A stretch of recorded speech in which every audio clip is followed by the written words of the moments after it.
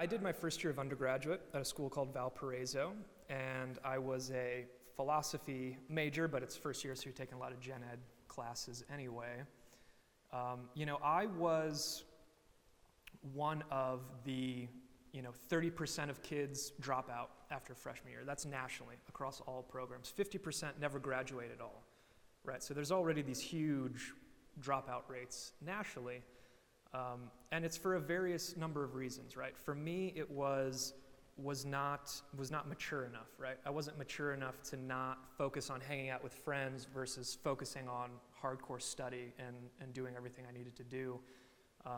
Not academically prepared, right? High school was too easy. You waltz right through high school, and then you get to a college level, research paper, and you're not prepared. So whether just not being mature enough, whether not being academically prepared for the rigors of an undergraduate program, taking a full load of classes.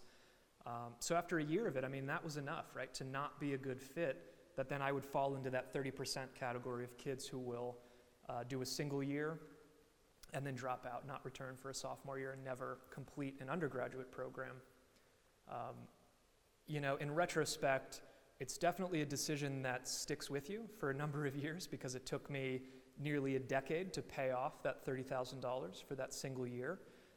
So that was a lesson well learned, right? And I think that is actually part of why I'm so passionate now about trying to create new forms of higher education, so that maybe those 30% who are clearly not going to be a good fit, maybe we can catch them before they spend that $30,000 that's going to take them 10 to 15 years to pay back. If we can get a hold of them and say, look, you do need a liberal arts focus, you do need a vocational focus, but here's this new program that's very affordable and very flexible, and maybe you can get your feet wet with this before you go and sign up for that $30,000 year of undergrad.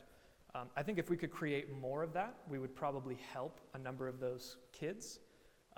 So right there, I see a huge opportunity, right? There's 2 million kids a year graduating high school roughly in the United States. So nearly 700,000 kids a year will do a single year of university and then never return, right? Do a single year and take out some debt, conceivably. So that's a huge drag on the economy. If we know the numbers are this high already, I think we need better bridges between those high school years into professional life. And I think we need things that are more flexible, and I think we need things that are certainly more affordable.